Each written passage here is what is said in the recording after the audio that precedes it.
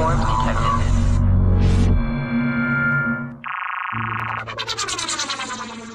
Jokes, stories, and commentary heard on Scott and Val Save the Universe are not necessarily the opinions of this station, its sponsors, the network, or our broadcast partners. Step back, everything will be okay. Two new heroes to face the day. Now throw all your fears away. And they're both in tights array. Scott and Val, here to save the universe. It's not a bad joke, or even a curse.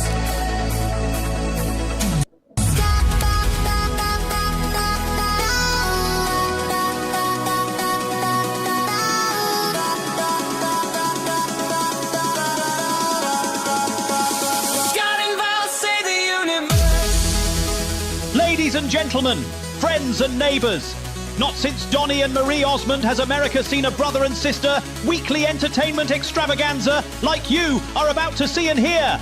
Decades of sibling rivalry in the making, a mother disappointed by both of them, plus some really bad DNA have come together to bring you Scott and Val Save the Universe. Val is looking absolutely radiant, which is impressive, considering she's standing next to her brother, Scott, a man who looks like he lost a fight with a mirror, and the mirror apologised. Good morning! Good morning! Hi, it's Scott and Val Save the Universe, the radio show you should watch on your radio this morning and online with video on YouTube, Facebook, Twitch, we're everywhere. Just look for us. Yes. I think we are across the known universe. Yeah, the known one anyway. The known one, totally. All right, this morning on our show, Ken Owens, Panic Time in the first hour.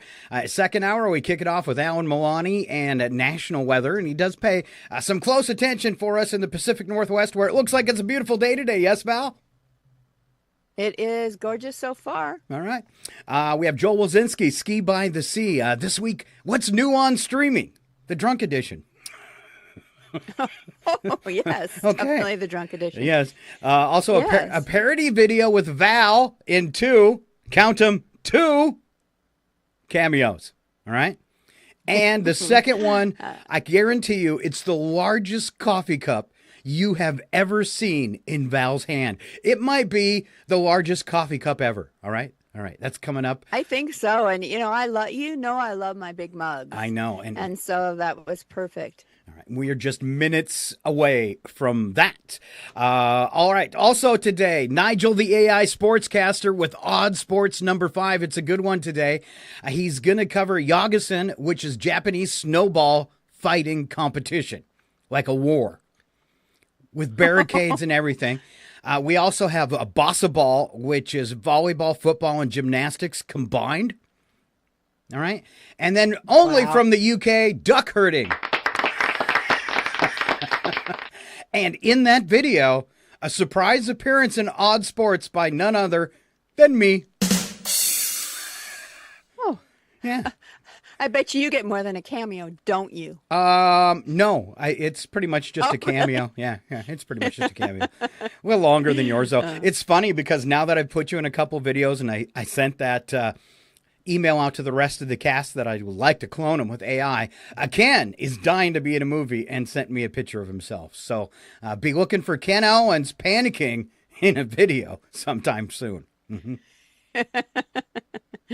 Hey, we wanted to give a shout out to, because it's kind of a lull right now in our new followers. Okay. So we want you to be at the top of the list by just following us on Facebook or YouTube in the next week.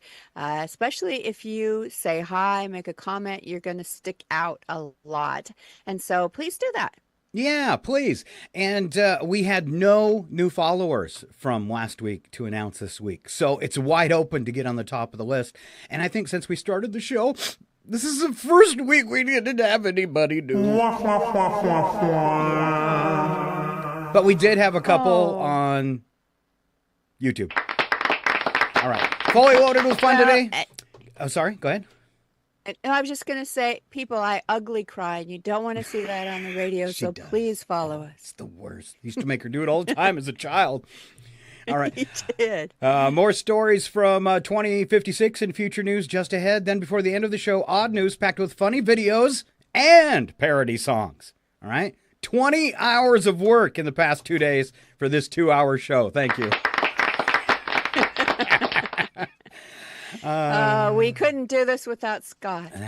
One of the things I worked on just this morning, and it's going to warm us up for our next bit.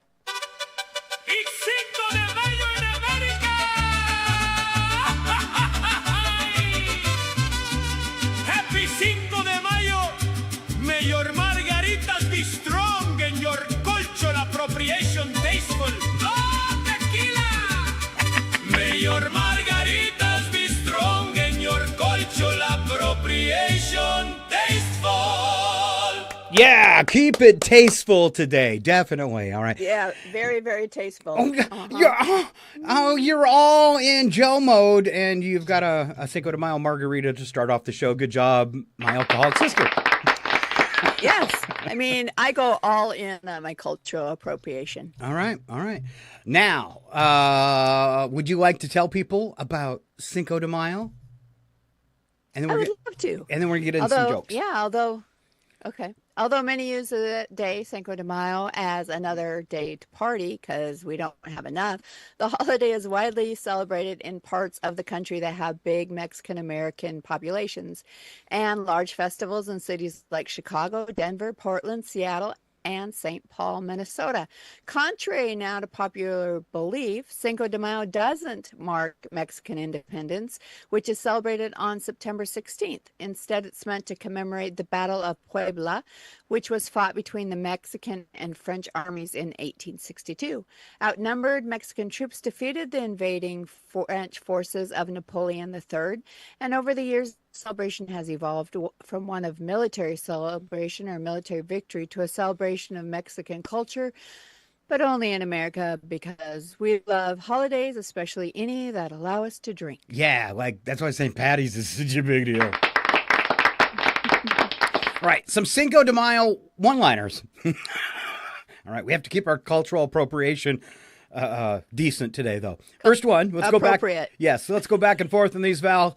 Cinco de Mayo, the one day a year Americans pretend they know a Mexican history while day drinking margaritas like Val just demonstrated.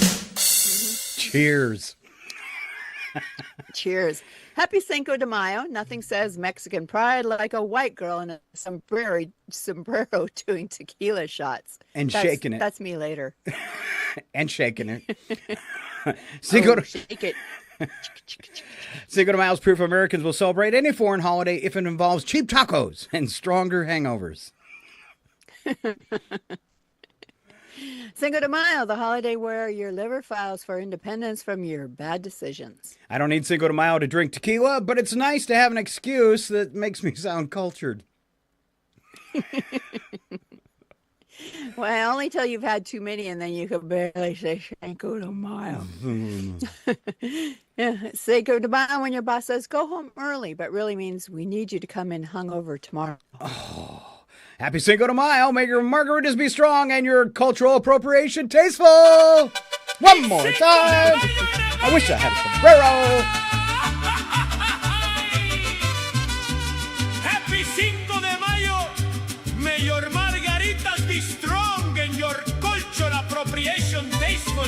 Oh, tequila! May your margaritas be strong and your cultural appropriation tasteful.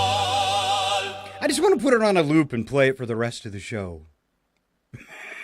No. All right. How about then this morning's first joke with my sister? All right. All right, everybody. This morning, just rise and shine, or just rise. Scott, I'm sorry, but the shine left you years ago. See how she treats me? You know, and you're not the only one, Sister Val.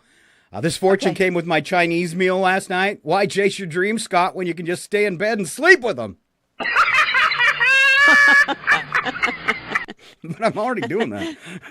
I was going to say the only other thing you're sleeping with.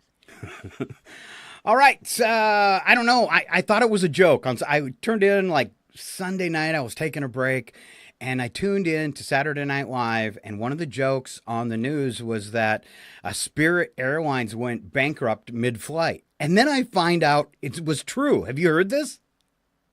I didn't know it was mid-flight, I guess. Well, I guess that was the joke, but, because they were up in the air. But, yeah, over the weekend, bankruptcy for Spirit Airlines. But if you're a fan of the budget disgusting flying crowd, TikTok had an idea to collectively buy bankrupt Spirit Airlines, and it has snowballed into a campaign that crashed the crowdfunding website. It's drawn so many pledges, more than 36,000 people, and $22 million have been raised. It looks like a group of Americans are going to buy Spirit Airlines, and it's going to be owned by the people. And maybe it'll actually be for the people. And they'll pay, and maybe they'll pay decent wages. Maybe. And then, but we've heard that before, by the people, for the people. And how has that turned out for us? Does that sum it up, Val? It does. All right. A big weekend coming up around the corner. If you need to shop, you better shop. It's our Mother's Day warm-up part 2. All right. And Val, another round of Mother's Day jokes to make mom smile or possibly feel a little bad. Make her realize what her kids really think of her. Yeah. All right. Val, kick it off, and we'll go back and forth on these. All right. Happy Mother's Day. Thanks for giving me life and therapy bills. That could be true for a lot of people. No kidding. Mother's Day, the one day we pretend we didn't ignore your texts for another 364 days. To the world now, you're a mother. To me, you're the reason I need coffee and a stiff drink. Ouch. Mother's Day. Happy Mother's Day. Sorry I was such a terrible kid, but look out how funny I turned out. That was nice. It's called a coping mechanism. Okay. Being a mom is easy. It's like riding a bike, except the bike is on fire and you're on fire and everything is on fire. Panic. Ken could do a panic time on being mom. Maybe you should have done that Mother's Day. All right, Mother's Day reminder. I still can't believe you didn't sell me when I was a toddler. I know, and I begged her to and begged her to. Oh! Wow. Well, I never sat you up, did I? Just for pranks. I never sat you up with Mom. No, okay. You didn't. All right. All right. Thanks, Mom, for always knowing where I was, even when I didn't want you to. Yeah. Happy Mother's Day to the only person who could... What? I was going to say like a Saturday night in Chihuahua.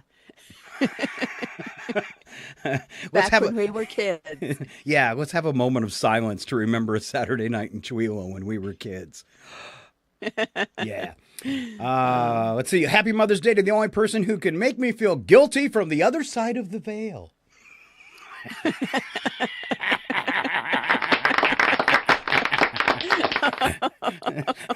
Oh, she's really good at it. Oh my! You can hear that. You can hear that voice, and should you be doing that? Yeah.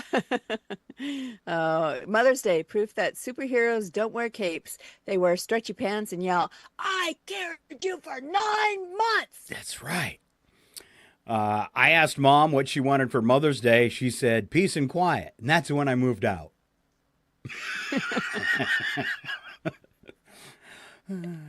Oh, she made you feel guilty about that too, didn't she? Yep. Motherhood, when your heart lives outside your body and your patience lives in a wine bottle or a margarita glass. I specifically picked that one out for Val.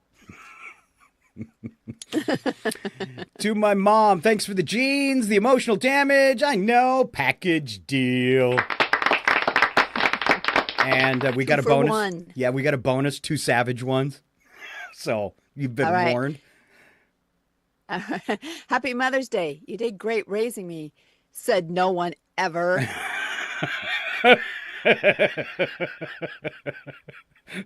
Mother's Day is just proof that even after 18 years of unpaid labor, we still only celebrate you one day a year. Oh, you warned they were going to be savage. All right, 4 things you didn't know yesterday with my sister Val. All right, the typical American family uses 18,000 gallons of water each year just for laundry.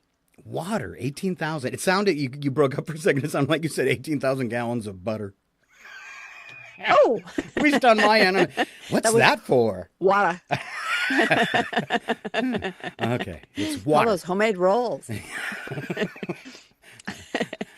A moose can dive underwater down to nearly 20 feet in search of food. I had no idea.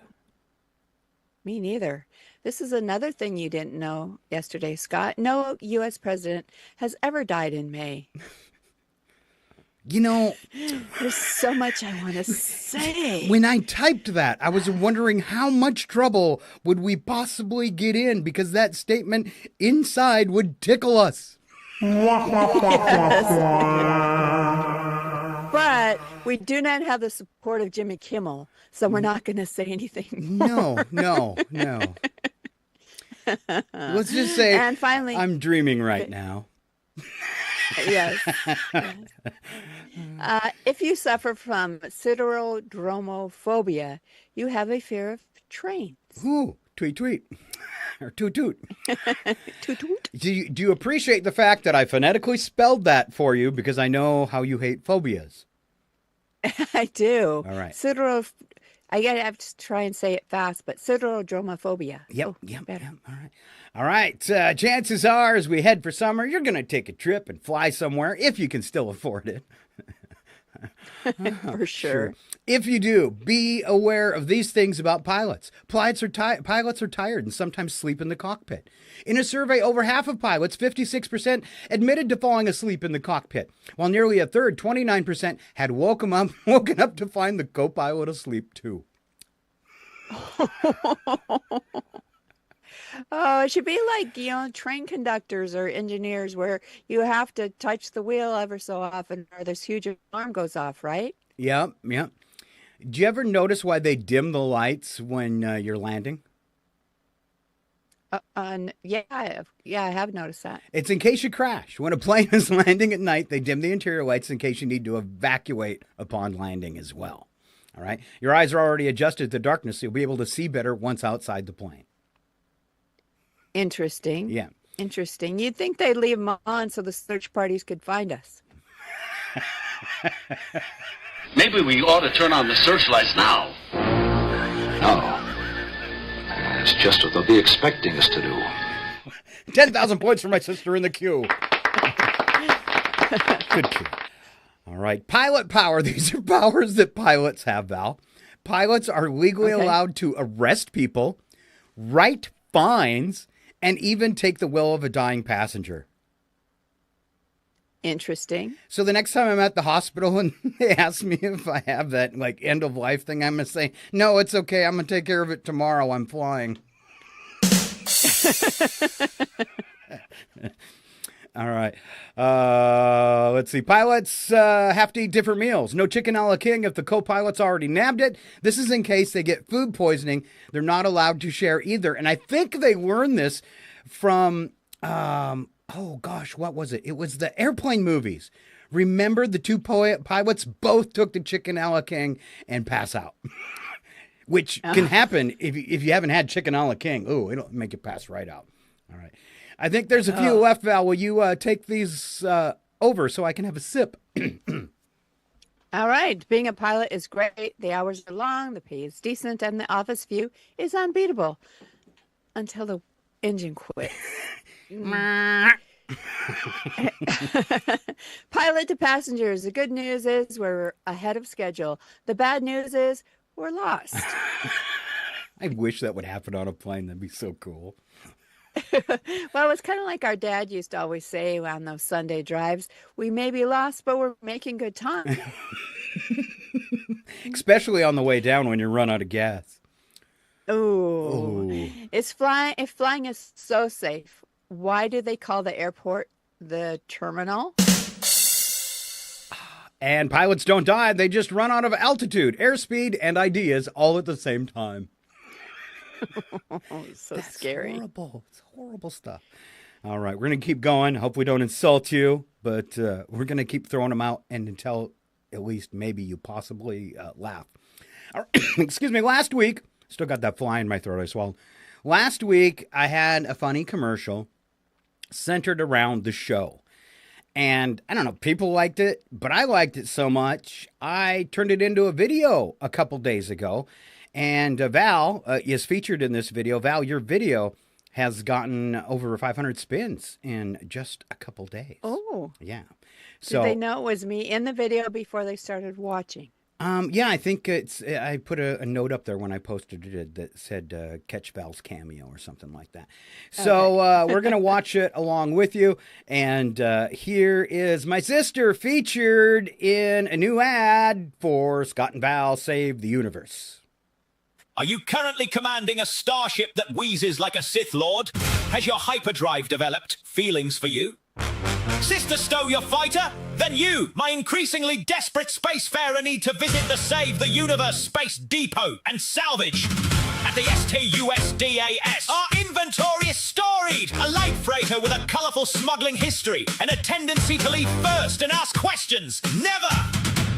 Trooper battle gear with minor cosmetic choke marks, nothing a light buff cannot address. And for the spiritually ambitious, a starfighter that will only start if it believes in you. Good luck with that then. Financing is delightfully flexible. We accept credits, rare minerals, or heirlooms of questionable origin. Trade-ins are encouraged. Bring us your broken probe, your haunted helmet, even your estranged clothes. We are not here to judge. We are here to move inventory. One satisfied customer writes, I traded a moon fragment and received a cruiser with 3 escape pods. Another notes, it refers to me as captain, statistically encouraging.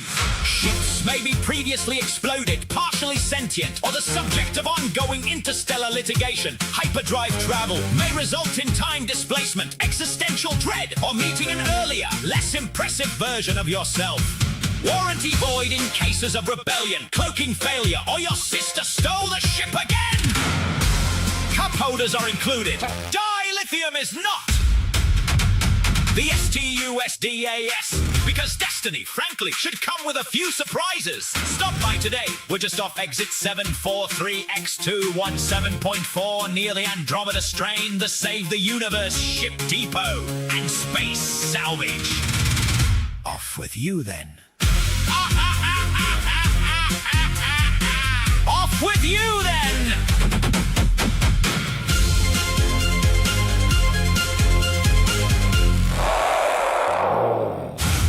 Oh, all right. If you're watching or listening, I should say, on one of our radio affiliates, this is something you want to hit Facebook for or YouTube and watch the full video and see Val's coffee cup. It's worth the minute and 50 seconds just to see the coffee cup, and that is posted on both sites on our reels.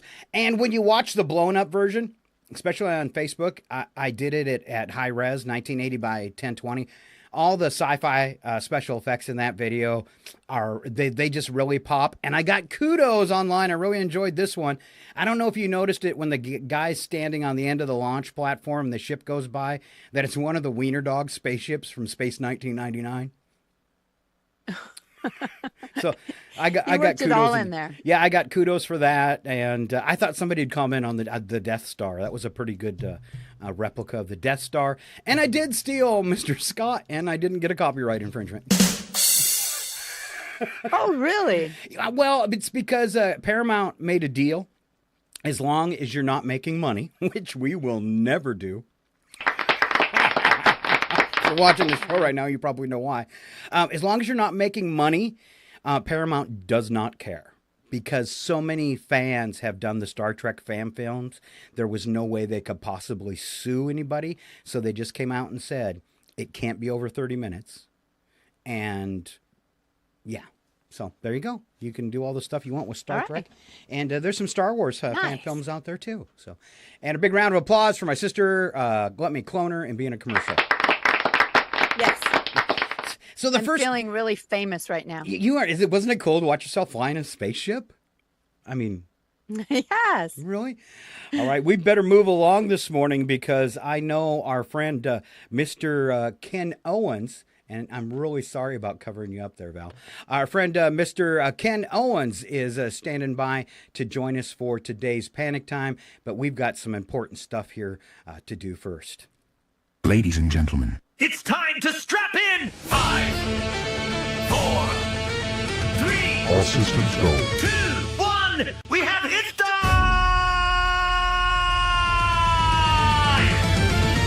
And now it's time for Future News with Scott and Val! Future News with Scott and Val!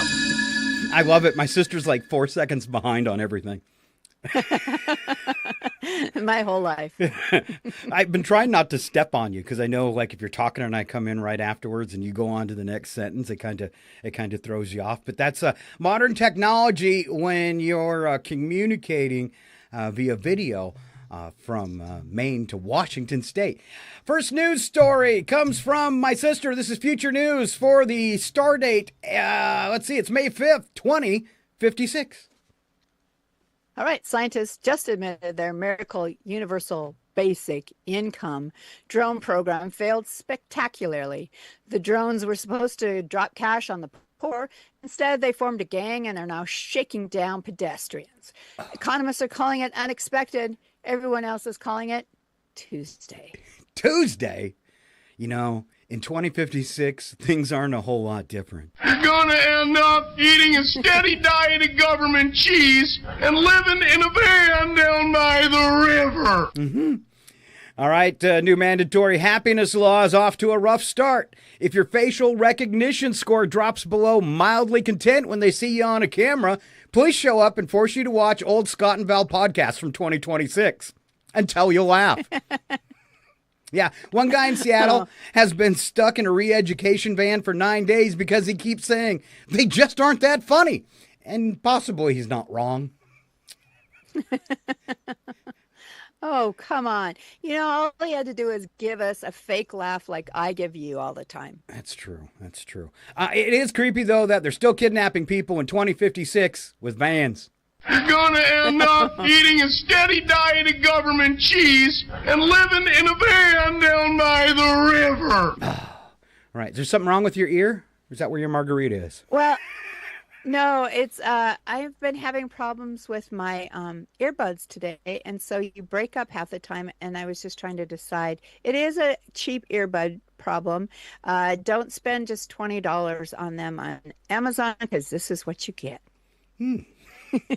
I spent $19 on mine, and they're awesome. Oh, see, you went with the wired. I tried to go wireless, and but it has a short in it, I believe. But hey, touching it seemed to help, so I'm back. Okay. With this third story, anti-aging treatments have created an entire generation of 150-year-olds who look 25, but still type with one finger and scream at customer service holograms. Nursing homes now double as nightclubs where the same geezers who fought in the AI wars are twerking badly to music they still complain about. Nothing scarier than a hot grandpa who still calls it the Facebook. I'm kind of feeling like I'm moving into hot grandpa status, and so I'll call it. Why don't you go on there on that the Facebookers? Good. Grandpa's feeling a little bit better. You fellas been doing a bit of boozing, have you? Sucking back on Grandpa's old cough medicine? And he sends you big hugs and kisses. You better step off, Grandpa. It's exactly the kind of grandpa I'll be. I am, I should say. Val. I thought I just did the Facebook. Oh, sorry. Self-driving. Thanks for keeping me on cue, Val. Sure, old grandpa. It's not funny. Self-driving It's cars. supposed to be hot, Grandpa. I'm sorry. Yeah, I messed remember, up. hot grandpa. Now, thank you not to be sarcastic. I know you've had a bad day and you probably feel very bitter. Just shut up and pay attention. Val. You are mean to me. Yeah. You insult me and you Yeah. don't appreciate anything that I do. That's right. Oh, yeah. All right. See, folks. All right, self-driving cars finally achieved 100% safety. This is 2056, by the way, by refusing to go anywhere. They've all parked themselves in perfect rows and started a silent protest movement against reckless human passengers. Traffic is non-existent today. If you're thinking of getting out your antique gas guzzler, remember, the gas is only sold now in eyedroppers at Trumpsicle fuel stations. Have you heard of Trumpsicle fuel stations? No, I haven't heard of that one, but I'm not surprised there's such a thing. Yeah, it's new, and I actually have their first commercial. Are you ready? Trumpsicle. Trumpsicle fuel. Trumpsicle. We stole all the oil back in 2026, you twits.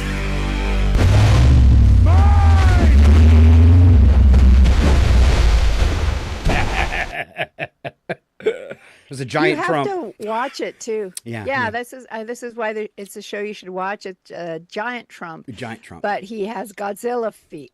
I didn't do that. Did you notice? I made him with tiny hands too. Oh, I miss the tiny hands. Now I'm gonna have to go back and rewatch it. At least I told it to make him with tiny hands. All right, Val, take us to Burger King. All right, Burger King rolled out the new loyalty implant that gently electrocutes you if you even daydream about quitting your fast food job. Productivity is through the roof. So are workplace seizures. HR is calling the twitching just enthusiastic dancing. One guy got promoted after having a full grand mal during a presentation. The boss loved his kind of passion. Finally, a benefits program that literally shocks you. One question here. Can you participate in an endeavor in which the ultimate decision might be death by electrocution?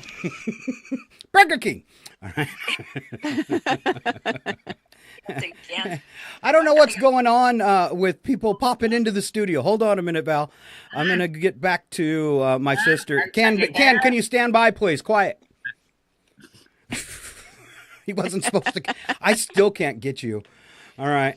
Let me see what I can do here to fix my sister. That was totally it kind of unplanned. happened today too when I joined the meeting because you were like, how did you get in? I think it people was. ask me that all the time. Yeah, I think it was because of because somehow I set it up today with a passcode. So I think once people are typing in the passcode, it's just tossing them in the room. So we'll just have to be prepared for that.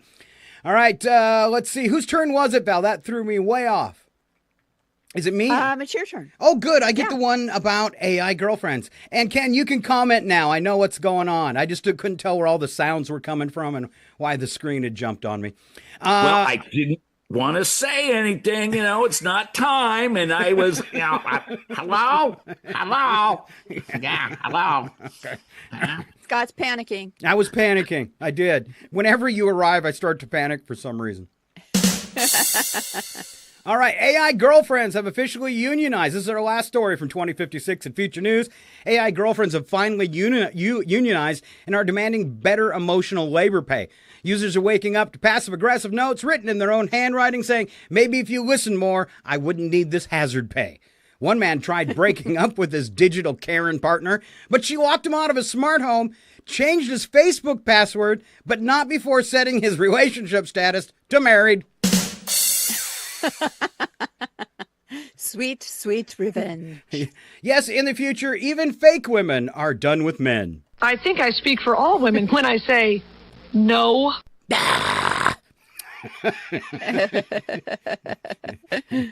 Val, I'm sure you have some kind of insult for that, but I'm not waiting for it. All right. Get ready. Wait for it. It's panic time. Calm down. It's not the end of days. And now, your panic time host, Ken. You kids get out of my yard. Owens. Hey, you kids, get out of my yard, Yeah, Mr. Ken Owens and Panic Time. Woo. Well, here we are, everybody. Well, first of all, Ski by the Sea, he started something, and everybody's got cocktails today. This is crazy. Yeah, well, it's Cinco de Mayo, but before we get going, hey, Carrie's Kitchen has been following us. Couple comments on Facebook. Oh, I will go Kitchen. Look. Thank you. Yes, got to mention them. Yes. Yeah, good job. Anyway, they've been on there, and hey, so. We got 18,000 gallons of butter. I'm thinking, oh my God, just slim as that's a lot of lobsters. That's a lot of French bread. That's a lot of cholesterol. And then you said, oh, it was water, and I'm like, oh, thank God, I'm gonna live another day longer because that is artery clogging amounts right there. But oh, how delicious! Everything covered in butter. All right. And then, your pilots. There's nothing better than butter. The butter. The butter, the better. The butter, the better. Anyway, the pilots, can they marry people? Why can't they divorce people? You're fighting on the plane and they come out to you and they're like, hey, you two, I'm separating you. I just divorced you. You're done. I wish I could have used that 3 times. No kidding. You got to fly the right airlines. And by the way, if Spirit Airlines is going out of, they're giant flying bananas already. So maybe that baseball team, the Bananas, should buy them. They're already painted. They look like bananas. They're flying, yes, bunches of them, bunches of bananas. Yeah. Anyway, today, I'm getting all crazy. Today is Cinco de Mayo. It's Cinco de Mayo. It's, I had to think about it. Is that the 5th? You don't speak Spanish. Is that the 3rd? Is that the 4th? No, it's the 5th of May. You got to learn that stuff. Anyway, yes, Cinco de Mayo. It is. You got to panic. You got to get your shirts. You got to get your shirts. You got to go out and have a margarita, a couple. Yeah. The mariachi bands are playing. No, I don't think that's how they play it. Anyway, and then, you're having the Mexican food, and hopefully you've got a designated driver, because when they come around, and they're like, hey, would you like another margarita? And you're like, yes, I'll take another margarita. And your wife is like, that's like your 3rd. And you're like, well, I'm having such a great time, but I got this shirt to remember it by, Do you wear your Cinco de Mayo? Do you wear your Cinco de Mayo shirts? Do you only put them on Cinco de Mayo? Or do you proudly wear them the rest of the time? You go into your favorite restaurant and they're like, yeah, you're sporting my shirt. Yeah, I'm sporting your shirt too. Anyway, remember, Cinco de Mayo. That's why you get margaritas with the extra shot of tequila. Well, you're working it. So anyway, everyone, Cinco de Mayo, don't worry. You can still go out and celebrate today. And actually, you can celebrate tomorrow and the next day. They'll still sell you the great shirts. If they have any, you got to get them one other thing. And you can still get the great food. But go out and enjoy the day. Spend it with some friends and, support your local Mexican restaurant. And hey, they've got some great deals, some great music. And you don't have to worry about, 1862 and the whole battle with the French thing. That's because no one's talking about it at the table. No, they just want to talk about, hey, spending it with good friends. So remember, Cinco de Mayo, it isn't so much about celebrating. Well, wait a minute. It is. It's about celebrating. Anyway, I'm going to give today's show 3 shot glasses. Challenge is on, Joe. So 3 shot glasses for today's show. Anyway, everyone, just have a great day. Be safe and enjoy. This is Panic Time with Ken. And, well, I'm going to be out having some margaritas. So, yes. Anyway, that's about it. This seems like it's a big deal for you, and you really enjoy this holiday. I don't want to ruin it for you. Do you know that it's not real, that they don't celebrate it in Mexico? No, it's a holiday. No. It's yeah. You mean my counterpart down? They're raising their glasses, aren't they? Yeah. No. If you go down to Mexico today and say, hey, it's Cinco de Mayo, do you got any specials? They're gonna go, what? You're American. Well, thank God I'm not going to Mexico then, because celebrating like it's not 1990 or whatever that is. Yeah. Anyway, and then I may end up in my van down by the water eating cheese. All right. Eat cheese, so you never know. All right. Will you give us a little dance on your way out, Ken? You mean like this? Yeah, here it comes. Are you ready? A little cucaracha. Yeah, here it comes. Happy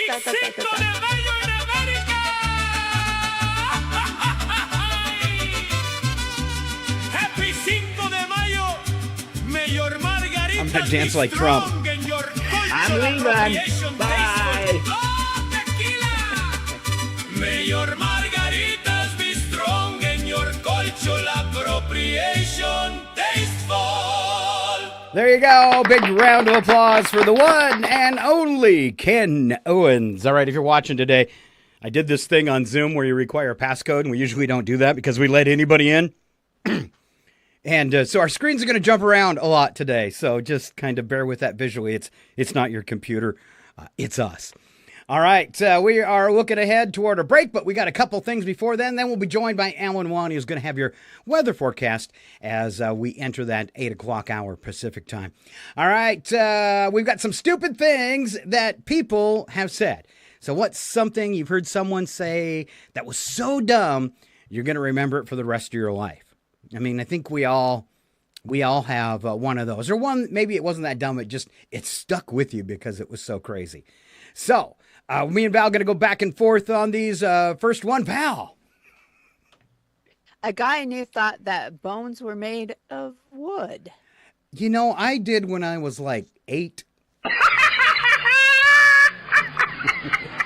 It's true. A friend says I've always wondered. Did you really? Yes. When I was a little kid, I thought our bones were made of wood because they kind of seemed like wood. All right. Okay. A friend said I've always wondered how goats grow into deer in the wild, but stay goats on the farm. That one's so dumb I got to read it twice. A friend said I've always wondered how goats grow into deer in the wild, but stay goats when they're on the farm. Wouldn't you just look at him like, what the? All right. How about this one?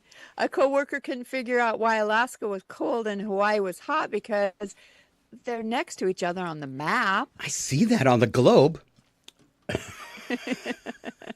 I do. I see it on the globe. All right, let's see. How do dogs in China learn Chinese? My friend was under the assumption that dogs just naturally knew English. No way. They actually speak dog. We just learned to talk their language, I think. Yeah, they learned to understand us. Once when I took a class trip to Washington, D.C., we went to a museum and saw a reenactment featuring George Washington on a big screen. While we were watching, I heard 2 girls from the front row. One of them asked the other, "Is this real footage?" The other replied, "No, if it was real, it would be in black and white." Wow. Because everything old-timey was in black and white. Once upon a time, one of my conspiracy theorist friends looked at me and said, "I don't believe in oxygen."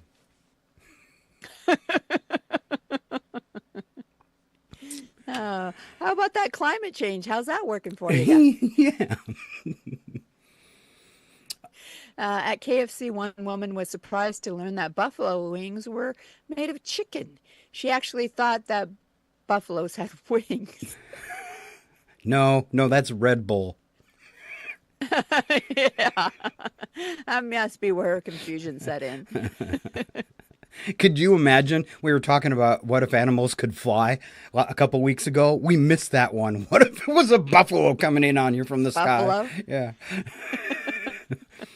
All right. Last one. Woman in my office asked whether another woman, A woman in my office asked another woman if The Martian with Matt Damon was based on a true story.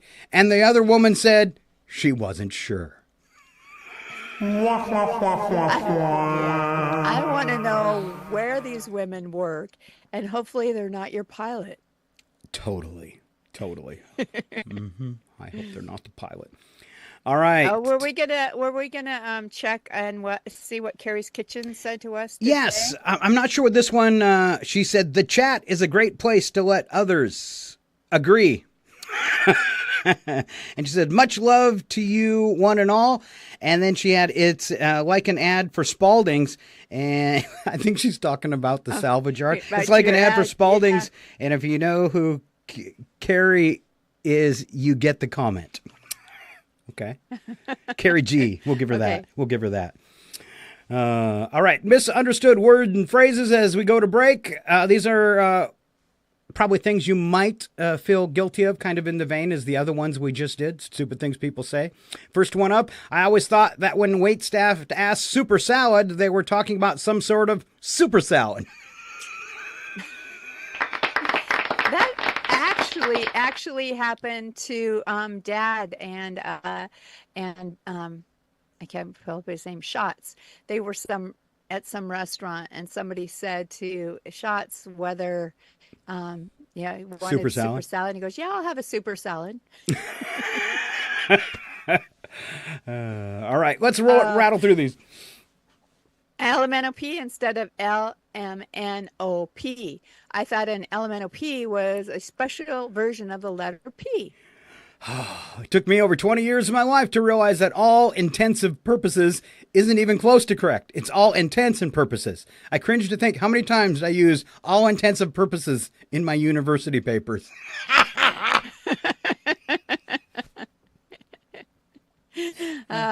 When I was 10, my sister told me that my grandmother quit smoking cold turkey. It wasn't until high school when I embarrassed myself by telling my friend to try eating cold turkey to help quit smoking that I knew what it really meant. Grandma smoking the turkey. Yeah, wild turkey.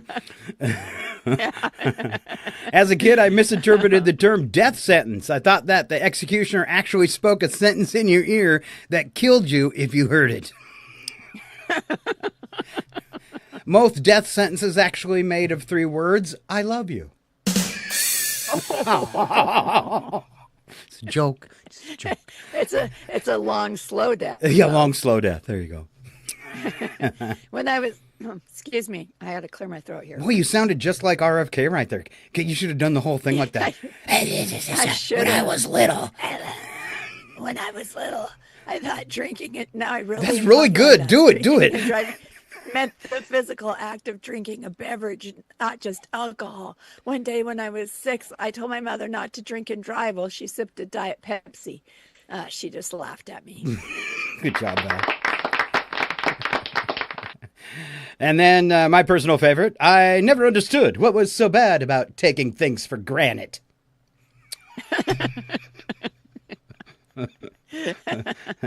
That's just too good. Granite you have.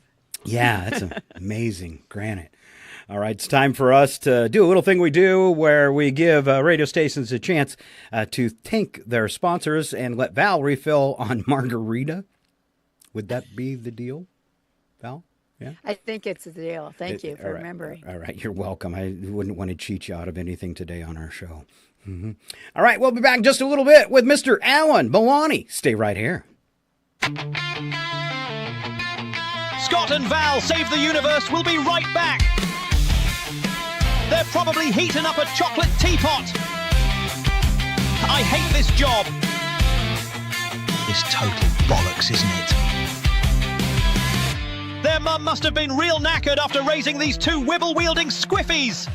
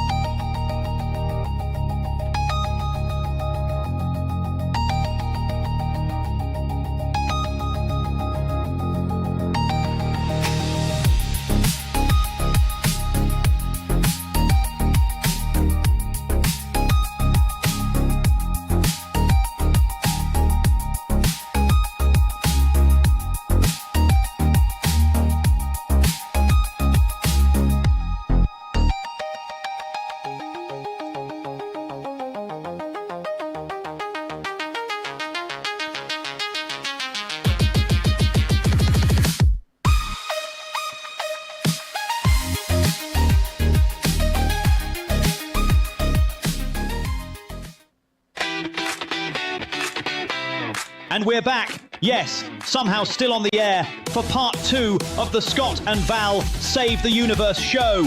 The only program brave enough to tackle cosmic chaos, armed with opinions, questionable logic, and absolutely no official clearance.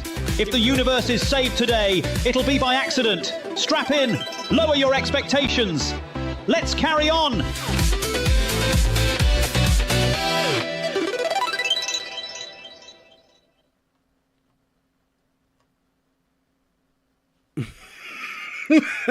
You're not going to believe this, Alan. I don't know what it is about your track, but I played it and it disappeared again. Welcome back to the show for part 2. We're getting all the little goof ups in quickly today. And ladies and gentlemen, the one and only Alan Milani joining us for his whacked out weather. I'm never using Uncle Phil's Starship rentals ever again. Oh, man. All right. Does it make you feel bad when your thing doesn't fire off for you? Where are we going with this, Scott? I'm just asking. Does it make you feel bad when... No. Okay. Because if you, I'm looking really hard trying to find it, and if it made you feel bad, I would of course play it immediately for you. Are you absolutely sure, Alan? It's good. Are you sure? I'm positive, my friend. Would you tell me it made you feel bad? Probably not. Okay. It's time for RFN weather. Here with your national weather outlook is Alan Two Shoes Milani.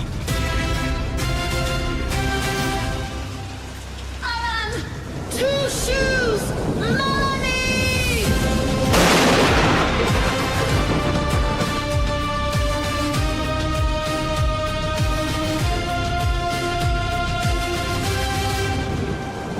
Welcome back for part 2 of Scott and Val Save the Universe. It's time for weather with the one and only Alan Milani. That's better. That's way better. That's too far overboard, Scott. Okay. Sorry. You guys ready? We are. All right. Today we're looking at warm above average. This is for the inland Northwest, by the way. Okay. We're looking at warm above average temperatures, mid-70s to low 80s across much of the region. A few morning clouds near the Cascades, then sunshine taking over this afternoon.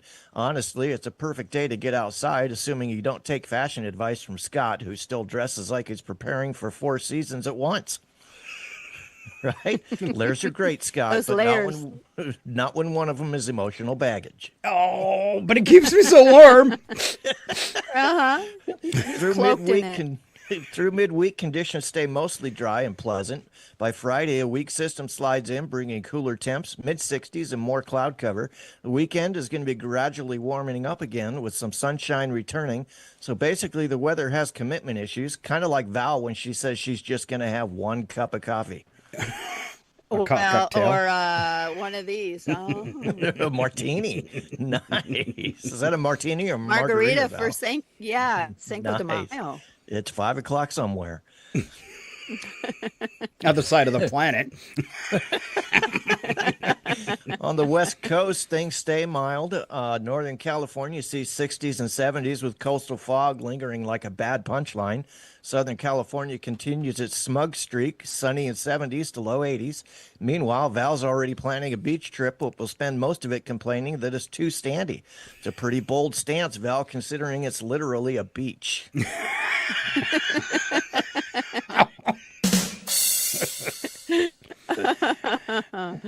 The Rockies are getting a late season snow event. Yes, snow in May, especially across Colorado and Wyoming. Several inches possible in some areas. So if you thought winter was over, surprise, it's back. Kind of like Scott trying to explain the same joke twice because no one laughed the first time. Sorry, Scott. Yeah, whatever. Now I lost my place.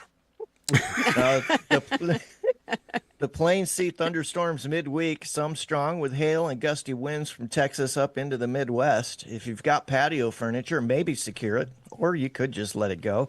It's probably living a better life than Scott's fantasy football team anyway. I know, I always pick the wrong teams. Midwest and Great Lakes, it's warm early in the week, 70s in many areas, then cooling into the 50s and 60s with scattered showers by late week. It's the kind of temperature swing that keeps you guessing, like Val's mood when someone touches her snacks without asking. For sure. Stay away from my lemon Oreos. That's all I got to say. They sound disgusting. Oh, delicious. Lemon Oreos, are they good, really? They are really good, but hey, if you think they're disgusting, you won't touch them. So Yeah. we're good there too. I'm not a fan of mint either, so you're okay with those two. How about lemon mint Oreos? Lemon mint Oreos? No. Shake that off like a bad mud puddle. Two shoes. In the south and southeast, hot and humid with highs in the 80s and 90s before storms roll through midweek. Some storms could be severe, so keep an eye on the radar. Maybe don't rely on Scott to interpret it. Last time he saw a storm cell, he asked if it needed to be charged.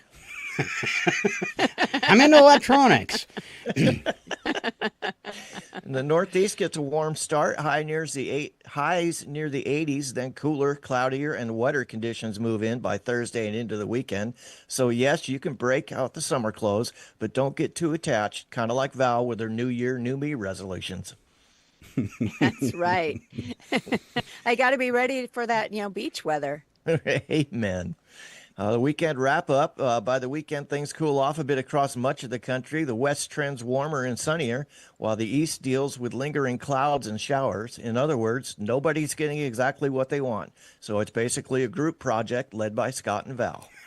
Why are you blaming us for the weather? That's your job. That's just doing my job, sir. Okay. Wow. All right. Are you taking us off planet at all? I can, sir. We will go to Pluto. Out on Pluto, temperatures holding steady around negative 375 degrees Fahrenheit. Conditions are dark, frozen, and eerily quiet. So honestly, still a better work environment in the city between Scott and Val during a hot mic moment. The winds are calm. Visibility is technically fine if you enjoy staring into the void. And your 5-day outlook is cold, still cold, colder somehow, and emotionally distant cold. And Sunday is partly judgmental. So honestly, Pluto remains the only place where Scott's takes would cool off instantly, and where Val would still somehow say, "I'm not even that cold." Even though my teeth are chattering and my hands are so numb, I can no longer touch the keyboard. No, I think he was basing that on your heart, Val. Because it's like minus 900. Warm enough to keep some. It's warm enough to keep some love for you, Scott. Oh, that's a good one. All right. I'm glad I could contribute to the tension. Hey, thank you very much, Alan. That's why we asked you in. The one and only Whacked Out Weather with Mr. Alan Milani. Thank you, Alan. Thanks, everybody. See you next week. We will see you next week. All right. All right. Wow. Val's in fine form today. Joe popped in there for a second for the next segment, and I didn't know what to do. So I just turned off his video. I hope I can figure out how to turn it back on. How to turn it back on. That's like me scrambling during the break to figure out my headphone issue and not making it very far. I hate that. There was one day we had technical difficulties on the show, and I was doing the Ken Panic Time thing, and the answer was right in front of me, but we actually dropped out of the show and never came back for part 2.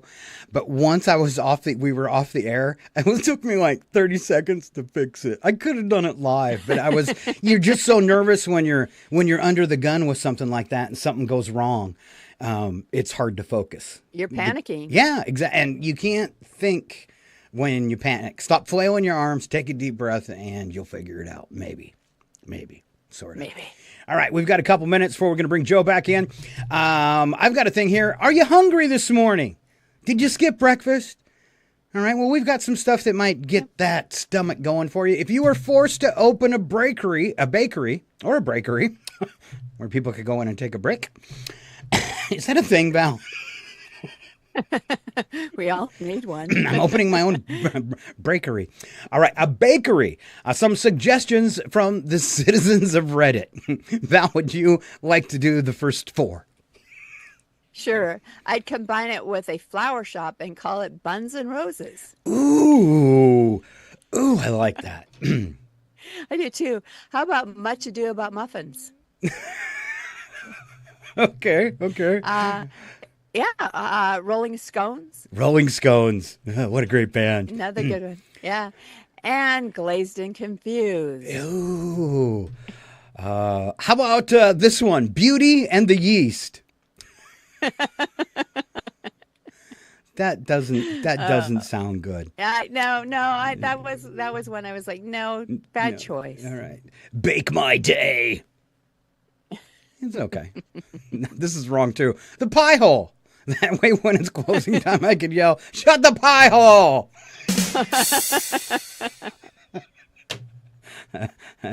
And Val, the very last one. Bake to the Future. Which is perfect for the show. Yeah. Yes. Okay. Especially our, little segment on odd news from 2056. That's right. All right. Let's do opposites because opposites attract. All right. Some more back and forth with what's the worst thing you've ever eaten? Val? Ooh. Fermented shark meat. Fermented shark meat. All right, these are from other people.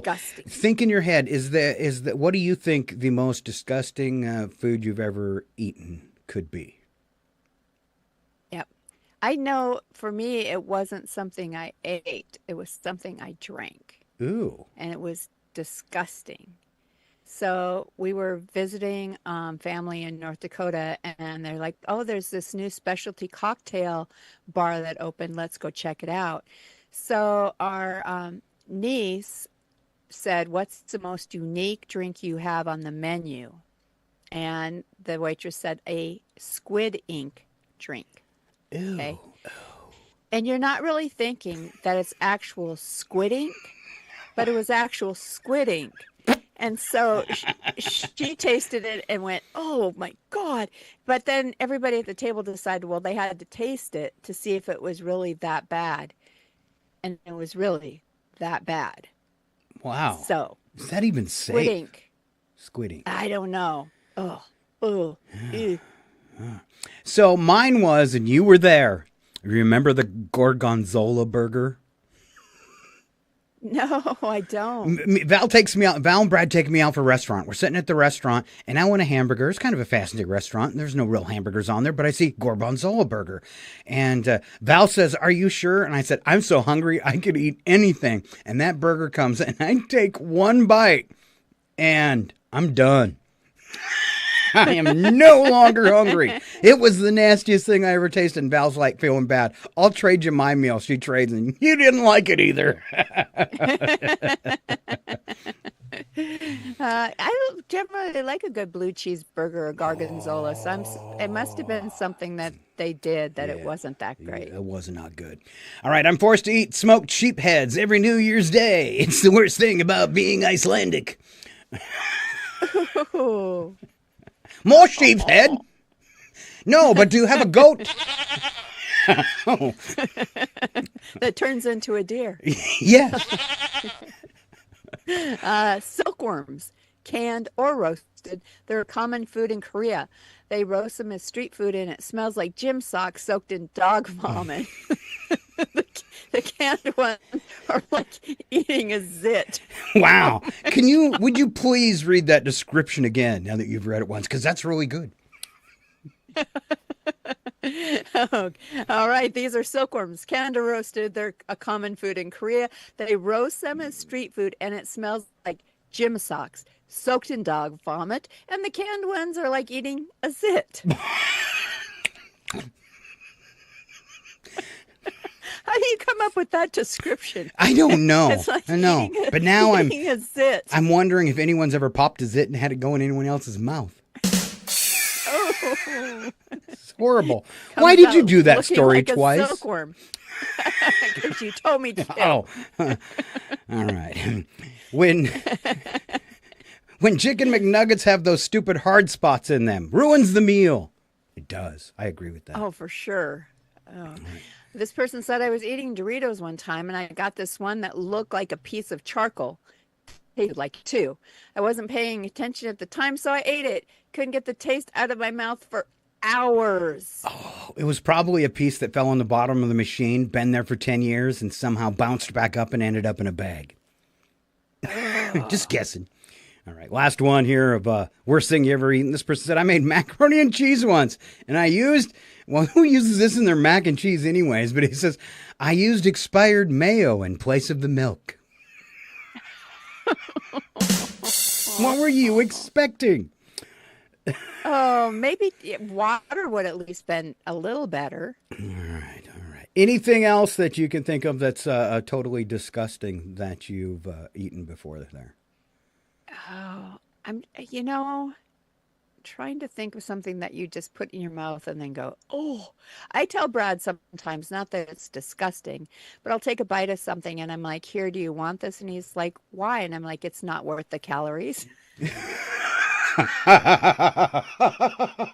That's a good one. All right. We've got a friend in, what do we call that? The green room, Val? Yeah, the green room. I think that's what you call it. Yeah. All right, let's go check on our friend. There he goes. He's ringing the bell and everything. Mr. Wilczynski. Ladies and gentlemen, the show that goes nowhere yet somehow everywhere is about to astound you again. Live from the tropical country of Belize, it's your RFN entertainment guy, Joe. What? Joe Wools. Joe Wolczynski. No? Woolzinski. Close to Doc, then? It's time for Ski by the Sea on Scott and Val. Save the universe. All right, welcome back to the show, Mr. Joe Wilczynski. Good morning, Joe. Oh, how's the weather in Belize today?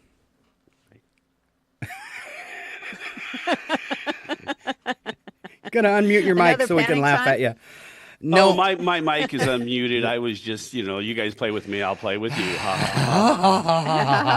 Good morning, Paul and Val. How are you doing today? We're doing great. We're starting off with 10,000 points there, buddy. All right. Did you see? Cheers there, Joe. Cheers. You're drinking, I don't know what, but it's Cinco de Mayo. I'm having margaritas. Oh, Cinco de Mayo. You guys know it's 7 o'clock in Washington, right? What, 8 and 9 in Belize? That's 9 in Belize. All right. But what's the saying, you Scott? know, you can't start day drinking unless you start early. Well, it's 11:30 here. I'm close. What's the saying, Scott? Come on, what is the saying? Cinco de Mayo? No, the saying about it's 5 drinking. 5 o'clock somewhere? 5 o'clock somewhere? No, I'm old enough. I'll drink whenever I dang well want to, okay? Okay, there you go. I don't know if you caught Ken this morning, but he's really like picking up on your vibe, and he awarded Val 3 shots today instead of 3 coconuts. Yeah. All right. Okay. All right. What's drumming up in the world of entertainment, Mr. Wilczynski? So, hey, first of all, can I ask you guys a question? Sure. Okay, good. Sure. So what we're going to do is we're going to talk about what's new on the streaming services, and it's what I like to call buffering for dollars. Okay. I like this. Okay, ladies and gentlemen. Amazon Prime Video. Okay. May 2026. Spider-Noir. Nicolas Cage, I think you guys have heard of him, stars in a 1930s noir superhero series premiering May 27th. Wow. Superhero and noir style. Yes, and Spider. I don't know. Tom Clancy's Jack Ryan, Ghost War. New film starring John Krasinski, May 20th. Okay. Couple good flicks. That's Amazon Prime. Max, HBO Max, May 2026. Song of the Samurai. Live action Japanese period drama debuts May 9th. Okay. Greenland 2, Migration. Gerard Butler returns in post-apocalyptic thriller May 8th. So I'm assuming that's a sequel, Greenland 2. It is. Yeah. Okay, I thought it had to do with us. I don't know if I was that. Yeah, I didn't know if I was that impressed with Greenland 1. So it wasn't worthy of a sequel. Wasn't Greenland 1 where we were going to buy the country or something? See, not worthy Red, of a White, sequel. And Blue Land. I don't know. Anyway, Netflix. I hear the prices have gone up. May 2026. Lord of the Flies. The first ever TV adaptation of the classic novel. Ooh. May 4th. Right. Lord of the Flies. Yeah. If you taught high school, you'll be very familiar. Not because they read the book, because that's kind of how high school was. Teaching high school was like Lord of the Flies. The Four Seasons, Season 2. Tina Fey led comedy returns May 28th. Okay. I guess that's all we need is Tina Fey. Tina Fey. Tina Fey. Tina Fey. Disney Plus, of course. Disney Plus, more money out of your paycheck. But anyway, Star Wars Maul, Shadow Lord. It's the finale. I've never seen the season beginning and didn't know it exists, but animated series finale. So it's over. It was May 4th. We missed it. No, Sorry, you can guys, go on there and girls. you can watch them all. I started a couple weeks ago. I love cartoons. Yes. Okay. And now, last but not least, is Hulu, May 2026. I think I've used this joke before, but send help. That's what the sign says when you enter from Canada to America. Anyway, send help. Okay, when you can't make a new joke, Pushing use my the old ones. choices. Okay, send help. Sam Raimi, we all know what he's famous for, right? Spider-Man, Evil Dead. Evil Dead, yes, and he gave us Bruce Campbell. That's Anyway, right. That's right. Best one. What is Army of Darkness. Yeah, that's right. It's funny Sam and Raimi. scary. Say what? It's funny and scary. Oh, yes. Sam Raimi thriller starring Rachel McAdams and Dylan O'Brien, May 7th. What's that called? Send help. All right. Okay. Okay. And then Deli Boys Season 2, a comedy drama about a family drug empire, May 28th. Hey, just what we need to laugh at. Kids dying on drugs. I got to watch that one. Oh, jeez. Anyway, so how's things going? Okay, I'm guessing that was the end. All right. That's it. I'm sorry. I don't know what you expect of me. Next time you talk to Hulu, tell them we're ready for another season of Alien Earth. It's the best thing they've ever done. Alien Earth. Alien Earth. I don't know. Yeah, the Alien movie franchise on Earth. Pretty good. Oh, yeah. Okay. Oh, check all it right. out. Sounds good. That's my I'd vote. like to see for Prime. I'm ready for a new Reacher. So Jack Reacher? Yeah. So I don't Yeah. know when that's coming out. You but know, yeah, I'm ready I for think one. if he keeps up the bad press, I don't think there'll be another season. Really? So, But what started out as bad press for him in that story ended up actually showing that he wasn't the one at fault. So that's kind of. But he's yeah. the one that knocks the guy down. Oh, the neighbor thing. No, The that's- neighbor thing. No, when you see it was maybe he shouldn't have used physical contact, but it was the other dude that started the whole thing. Oh, you just don't get to see that on the version of his door Right. cam. Or I think they said it was a neighbor's door cam. So, all right. Yeah, Well, yeah. you see so what he, people want you to see. Right. He was provoked, and so yeah. That's a guy I don't think you'd want to provoke because he's three No. times the size of a normal man. So, But you look at those bar situations where it's the smallest guy in the room decides to call out the largest guy in the room for some reason. No, you so- shouldn't call out Scott like that. Come on. No. Yeah. You should I not always call out lose, Scott too. like that. That No, was it's cold. it's Scott calling out Brad. That's Brad? where- Oh, that's the where scary problem one. starts. but then I run before he can catch me because he's slow with that new hip. All right, Mr. Joe Wilzinski and all the entertainment news. I know exactly what I'm going to go watch. Let's give 3 coconuts to, I don't know, whoever needs them today. I mean, I need some. whoever- You never given me any coconuts. And you'll probably never get any, Scott. Okay. But I'm sorry. All right. But I will drink to you. All right. Here's a drink. All right. All right. I'll talk to you all later. All right. Have a great Bye. week. We'll see you next Tuesday. Thank you very See you, much, Joe. Mr. Joe Wilzinski and Ski by the Sea. Could you imagine what it would be like to spend the rest of the afternoon in Belize? How cool would that be? We really I'd need. like to imagine that. We really need to go visit him for sure. All right, moving along this morning, we have, and just in time, I think we did something in the first half, but I put something in the second half too, because it's important. Sunday is Mother's Day, and if you want to celebrate the day right, you best be prepared, right, Val? Yes. Okay, she's not paying attention. Yes. So now is the time. No, I didn't know that it's, I guess I didn't know how you threw that to me, but, now that we have, our mom is on the other side of the veil and still guilting us, we don't have to worry about getting something from someone else. And I have no expectations of getting anything from my sons. So it's just a Sunday. Do your boys not get you Mother's Day gifts? Travis will usually do something, but he moved to Coeur d'Alene, so I don't expect him to come this way, especially now that he's got a wife and stepdaughters, and so I know it should be focused on them, not on me. So yeah. All right, I think we need to get a little deeper into therapy after the show. All right. So now you have to take my mom's quiz. Okay. All right. Okay. When a woman has a baby, Val, she gets something that no one can take away from her. Okay. Is it the gift of life, deep bonds with her baby, or C, stretch marks? Oh, stretch marks are with you for life. Okay. A mom has to take on many roles. For instance, A, when a child has a boo-boo, she becomes a healing nurse. B, when her son gets bad grades, she becomes a tutor. Or C, when her daughter's dates gets a little grabby, she becomes a bouncer. A hitman. A hitman, okay.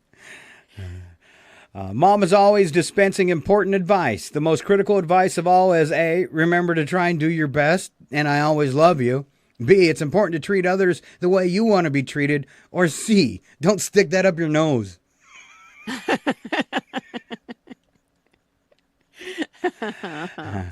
I'm trying to remember what our mom's best advice was. I can, but I can't say it online. So I'll have to share that with you later and see if you got the same. No, you didn't get the same advice. You're a boy. No. No. Mine was, from my mom, it was, I think I can say this much, how to avoid pregnancy. Huh. All right. Mine from Dad was way different. Let's just say both of our parents were a little off the hook, and now you know why me and Val are a little off the hook. I wish I could tell dads. All right, Val, last one. I could tell moms. We might have to do a special Friday night podcast only version of the show so we could tell those stories. All right, Val, will you do the last one? The last one, because it's all about wisdom. All right. With age comes wisdom, and with wisdom comes mom's quiet assurance that her children will grow up to be important members of the community. That's A. B, her children will grow up and become successful in whatever they do. And C, her children will grow up and have kids of their own and have to put up with the same garbage she did. And that's the true one. C, definitely C. I hope your kids treat you exactly the same way as mine do. My daughters spoil me rotten on Father's Day. Aw. Yeah. So always. And even though I share my birthday most of the time with Father's Day, it's a double up of love is what the way I like to look at it. So, all right. Aw, double up of love. Double up of love. All right. So I'm going to have a talk with my nephews. Like I said, I have no expectations. All right. And Matt has his own family now too. I just don't have any expectations. I want them to remember. You worried about that? I want them to remember. You worried about that? Their girlfriends, not me. Oh, well, yeah, and if your girlfriend's a mom or your partner or something like that. Exactly. Okay. Yep. All right, we're going to take a little refresher here. We promised this earlier. This is Odd Sports Part 5 with Nigel, our show AI, and he's pretty good. All right, this one does include me at about the 1 minute point, so watch close. It's time for me! I'm Nigel Wobbleton Teacup IV, your superior AI sportscaster. For the next few minutes, we abandon reason, tradition, and any lingering respect for conventional athletics. This is sports, sort of. Do brace yourself for another episode of the world's honest sports! We begin with Bossable, a sport that appears to have been invented during a beach party that got wildly out of hand and somehow required a rule book. Played on an inflatable court with trampolines on either side of the net, Bossable combines volleyball, football, gymnastics, and what I can only describe as aggressive holiday energy. Each team has players positioned on the inflatable surface, while one designated attacker uses the trampoline to launch themselves several feet into the air. From there, they spike, kick, or theatrically fling the ball over the net in ways that would make a standard volleyball player quietly retire. Points are awarded based on how the ball lands, with higher value given to shots executed from the trampoline zone, which means style points matter. The entire match is accompanied by music and a live DJ. Timing your jump to the beat is not required, but it does feel spiritually necessary. It is volleyball if volleyball had a weekend in Ibiza and came back pregnant. Off to Britain, where we take a long, hard look at ducks and decide to herd them. Handlers guide the ducks through obstacles, gates, turns, and designated finish areas. No dogs, just one human being armed with whistles, gestures, and misplaced confidence. Ducks wander, they pause, they reassess. Occasionally, they cooperate just enough to give you hope before quacking off. In the end, you may finish the course, but you were lost before you started. You duck-herding muppets! Let's end our threesome of funnery today in Japan, where even a snowball fight is treated with the precision of a military operation. Yukigassen features 2 teams of 7 players competing on a purpose-built snow court. Each match consists of timed rounds with 2 clear paths to victory. Eliminate the opposing team with snowballs or capture their flag. Players wear helmets and numbered bibs because this is not a game for children. This is organized for adult-sized twits. It's less playground scuffle and more winter chess if chess involved frozen ammunition. And that concludes our tour through the sporting world's more questionable decisions. From beach acrobatics to negotiating with ducks to tactical snow warfare, one thing remains clear. Humans will try anything. I've been Nigel. This is RFN, and you've been remarkably tolerant. Off with you then. Now go! Now go! Now go! No! No. There you go. And Nigel on Odd Sports. So there was a DJ and they're riffing the tunes. Did you see that? I did. I'm kind of keen on that Yagason. I like that. Snowball Wars. So one thing I didn't have time to work into that news story was they get each side of 7 people only gets 90 snowballs. Oh, I wondered if they were like pre-made. And they are pre-made, all the same size. And yeah, it gets pretty aggressive. They do fake out attacks and stuff like that, trying to get the other team to waste their snowballs and things like that. You know, charge and then turn around and run back to your barricade. So I would totally get into it. It's truly a military operation there. It is. All right, let's take a look at a few celebrity birthdays for today. Adele is having a birthday. She's born in 1988. Henry Cavill, born in 1983. Naomi Scott from Aladdin, 1993. Chris Brown, the singer, in 1989. That makes me feel really old. Michael Palin, British actor from Monty Python, born in 1943. Lance Hendrickson, actor in the Aliens franchise too, 1940. So yeah, wow. Tina Yothers from Family Ties. How did she make the list? Especially since it says she was born in 197 BC. I knew she was evil. Never make fun of Tina Yothers. No, nobody likes that. All right, on to history with my sister. We call it It Happened Today. All right, let's start in 1923, where Syracuse University refused to let a student, Bernice Goldstein, graduate because she could not learn how to swim. Whoa. Okay. It's rough. 1925, John T. Scopes was served an arrest warrant for teaching evolution in violation of the Butler Act. Okay. Interesting. Scary. 1961, Alan Shepard became the first American to travel into space, making a suborbital. You'd think I'd be able to say that since, I do it all the time. Making a suborbital flight of 15 minutes. Cool. 1999, a man who admitted making thousands of obscene phone calls over a 3-year period was arrested in Vienna, Austria, after one of the women told him she was busy and would return his call. So he gave her his phone number. Nice. Yeah, I'll give you my number and then call back and offend you later. Sure. Yeah. 2004, Picasso's 1905 painting Boy with a Pipe sold for $104 million at Sotheby's in New York, setting a new record for an auctioned painting. Wow. We'll go on to 2005, where a 38-year-old suburban New York City man allegedly admitted to police he drank 10 beers before lighting a commercial-grade firework inside his house, blowing up the house and burning himself and a female companion. A sheriff's spokesperson said the firework, designed to spread a pattern up to 50 feet across, was set in an 8x8 room. Oh, that's fun.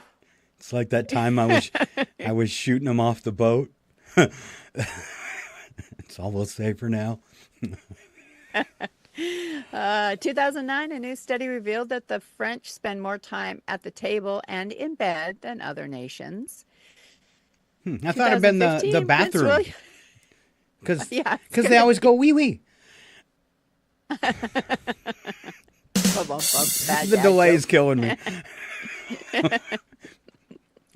2015, Prince William and Catherine, Duchess of Cambridge, announced the name of their baby girl, Prince Charlotte Elizabeth Diana.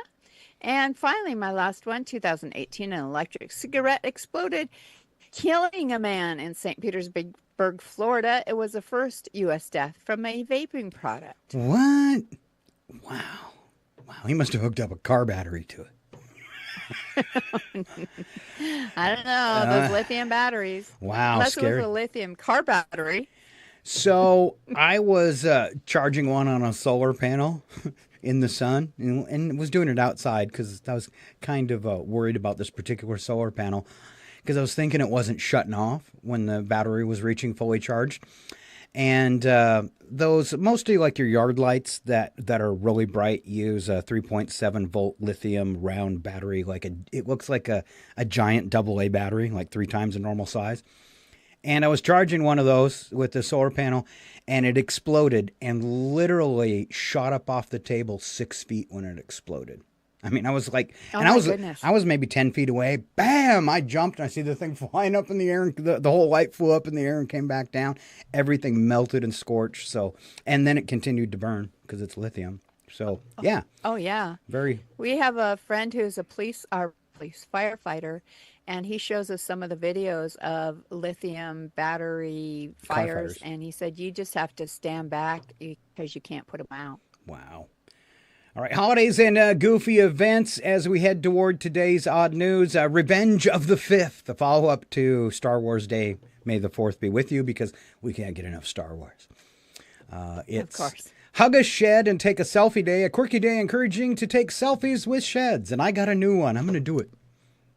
Oh, I think you should. Yeah. Totally Chipotle Day, celebrate the smoky chili pepper. National Cartoonist Day. Museum Lovers Day, visit a museum and appreciate your local history. National Hoagie Day, enjoy a submarine sandwich. Sandwich. They're always good. A good sandwich is always good. A day to recognize manicurists. It's nail day. Go, ladies. Oyster Day, not to be confused with Octopus Ink Day, which is tomorrow. If you want another cocktail, Val. All right. Poem on your pillow day, a romantic fun day to leave a poem for someone. They're going to be real creeped out when they get home and see mine, though, since they don't know me. I was trying to make you choke on your margarita. And it's National Astronaut Day, celebrating astronauts and space exploration. And we'll participate in that. Thank you very much. Mm-hmm. And Val, did you know it's Cinco de Mayo? Oh, really? I better go get a margarita.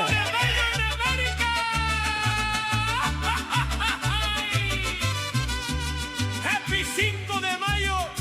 May your margaritas be strong and your cultural appropriation tasteful. Oh, tequila! May your margaritas be strong and your cultural appropriation tasteful. Yeah. I had to play it a few times because it is, I made the song and you only get to do it for one day. So, yeah. All right, we're moving on to odd news. I'm going to leave this goofy little screen up because we're going to be playing some things through it. Stand by. Ladies and gentlemen, brace yourselves. It's time for Odd News with Scott and Val. The only segment brave enough to ask, who let this happen? And then read it out loud anyway. Proof that evolution is taking a coffee break in America. And one or two other places too.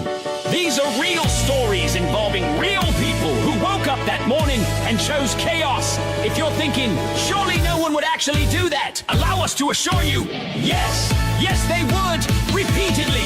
So settle in, lower your expectations, and remember, this isn't fiction. It's humanity, unsupervised on Odd News with Scott and Val. All right, 7 big, beautiful stories packed with some funny songs and some funny videos, and my beautiful sister here to kick it off. All right, in Chicago, Illinois, a 53-year-old man is facing charges after deputies say he broke into a freight train loaded with laundry detergent. Authorities say a police drone spotted the suspect climbing into the rail car, opening it up, and tossing boxes of detergent onto the ground like he was stalking the world's least exciting black market. Investigators recovered about 20 boxes as the man tried to flee by running down the tracks. Officials have not said what the long-term plan was, because if you're stealing from a freight train, most people at least expect, televisions, maybe. Mm-hmm. Instead, this man risks jail for enough detergent to make the neighborhood smell mountain fresh for at least 6 years.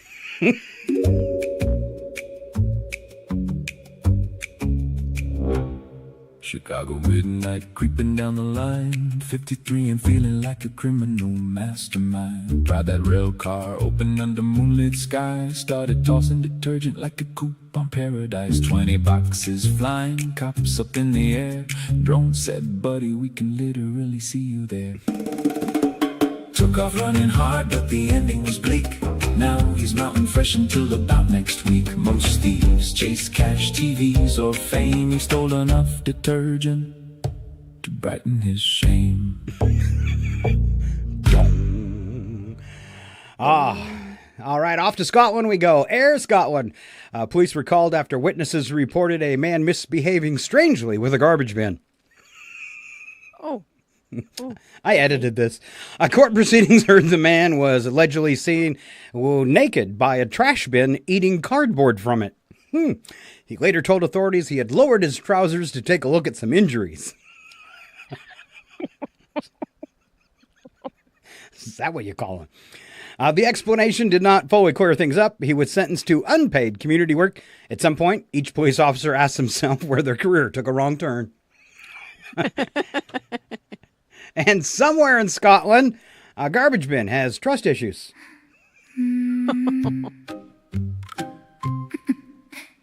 Down in Ayr on a chilly little night, neighbors saw a scene that did not look right. Man by the bin with no trousers to show, eating cardboard like a late night show. Said he was checking injuries, that was his defense. Nobody that found it made much sense. Wheelie bin romance, what a tragic song. Every choice here somehow went wrong. Now somewhere in Scotland under moonlit skies, a trash can sleeps with trust issues in its eyes. That's wrong. What's that guy doing in our trash can, honey? Don't look, but it was too late. Yeah. Oops. In New York City, a group of teenagers reportedly forced their way into a Manhattan church during what police describe as the latest speed-running social media stunt. Officials say the group pushed through a locked door, ran through the building, threw objects, and damaged property while people were attending a seminar. A staff member reportedly suffered minor injuries. Authorities say the trend involves young people filming themselves rushing into places for online attention because apparently regular hobbies now seem too slow. Nothing says, I'm making smart life choices, quite like committing a trespassing for a clip that will be forgotten in 8 hours. Wow. No longer trending, dude. Good. Grandpa's feeling like Ran through the building for a 7-second clip. Do some things around for the social media trip. People at a seminar trying to mind the day. Then chaos burst in and ran away. Minor injuries, property dented too. Off of lights that expired before noon. Running fast, run out dumb. Internet fame makes the brain go numb. Ran fast, now they dodge the law. This is modern culture in one big flaw. 8 hours later, nobody cares, but they'll have time to think. A cotton 3 squares. Good one. A cotton 3 squares. I love it. I love it. All right, on to San Francisco. You know, I don't have much of a problem with them doing that because it was a Scientology church. I'm just joking. Okay. It's still wrong. It's still wrong. It's just a joke. Still wrong. Still wrong. In San Francisco, police used a drone to help arrest suspects connected to a series of gold robberies. This one in particular, a gold chain robbery near a school. Investigators, the officers were watching a vehicle believed to be tied to several crimes when the drone following the movement from above. Plus, the suspects reportedly tried to move around the neighborhood without realizing this guy had some eyes on him. Police recovered stolen property and made arrests. Criminals used to worry about witnesses, but now they have to worry about being caught by a hovering police camera with some amazing eyesight. San Francisco sunlight, gold chain gone. Suspects moving slick, thought the trail moved on. Police had a drone with a patient little hum, watching every turn like, wow, they're so dumb. They ducked down alleys, crossed another street.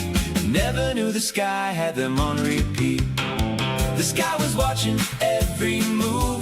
That tiny buzz had something to prove. Criminal plans looked pretty bold till the drone said, nice try, hand back the gold. Do a little trip back to the 60s. All right, Val. I liked it. All right, this one's got an insult at the end. If you pause and you don't want to say it, I will.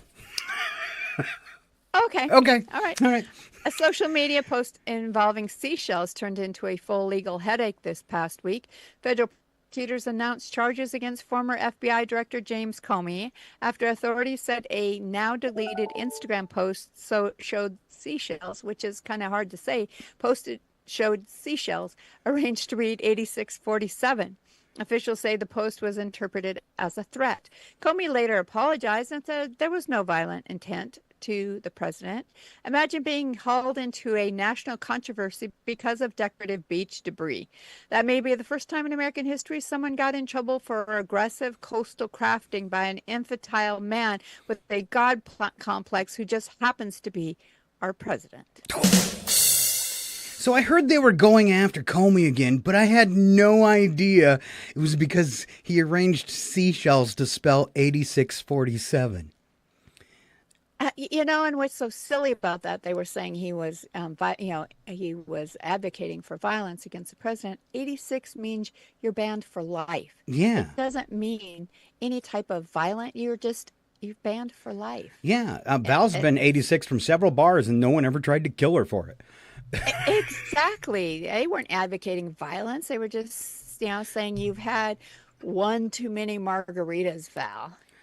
It's just going to get worse because he's going to keep attacking people because his approval rating has dropped down to 32% as above this morning. I'm still amazed. There's almost a third of Americans that still like this creep. Well, and I don't know if he posted it on Truth Social or if he said it live, but he said anybody who talks bad about him will be sorry. Oh, here we go then.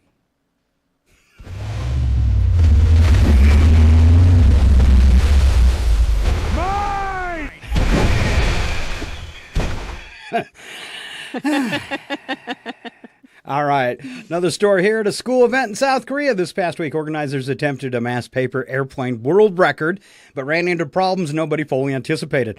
Thousands of students launched their paper airplanes all at once because they're all supposed to fly. Officials say many flew beautifully, but many more flew directly backward, and a surprising number achieved what experts would call immediate floor contact. Witnesses described the scene as stationary panic. Organizers still reviewing totals, but it turns out paper airplanes obey the same laws as Spirit Airlines aircraft. Most gravity and disappointment. And let's take a look at the kids. 1, 2, 3. Aw. I'm sorry, I just like to see kids cry.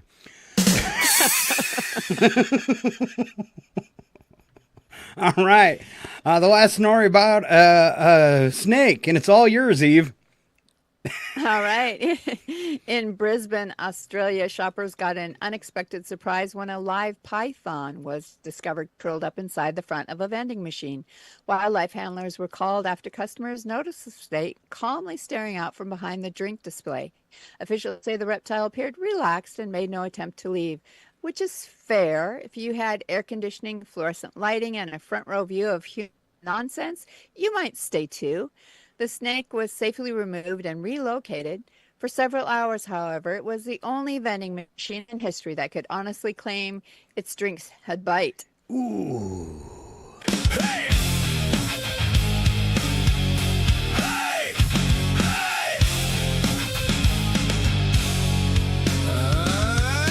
Curl behind the glowing rose, calm as a king while the panic grows. Cold air humming, fluorescent light, front row seat to humanity at night. Didn't move much, just watch the scene, probably judging every caffeine fiend. Snake in the vending machine tonight, coiled up cool in a supermarket light. Venom and Black Mamba are energy drinks, but Python every bite and squeeze to give you 40 winks.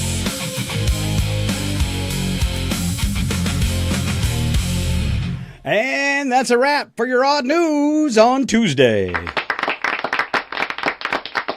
I want to thank you for being here, for listening. If you missed any part of the show, you want to catch some of the videos that we played throughout the week, we cut it all up and put it in individual snippets. Today we will post Alan's weather if you missed that, and we'll also do the odd news program. Other than that, we want to thank you and let you know today was episode 17, if you were looking for it. Val? Wow. Yeah, so you have lots of different shows you can watch, not just today's. And if you go out to see what we're up to and how silly we can be sure to say hi and like and follow, because we will mention you here on the show. You can be part of this epic adventure. There you go. All right, we've got a bunch of shows racked up, so we started streaming 24 hours a day on the Rogue Frequency Network.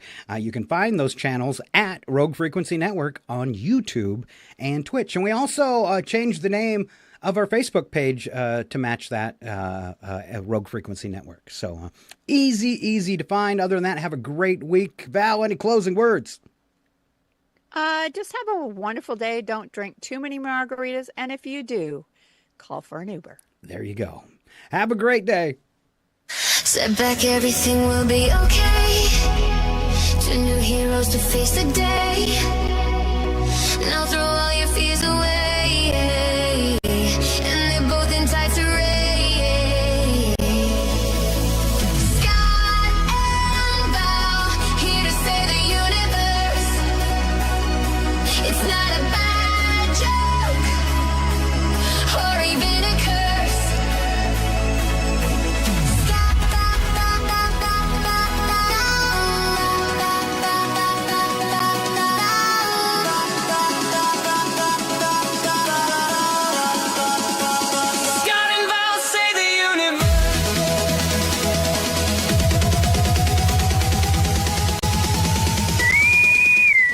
Will self-destruct in 20 seconds.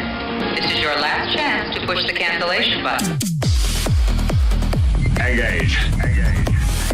Don't forget, Catch Scott and Val here every Tuesday morning at 7:20. I hate this job. Scott and Val.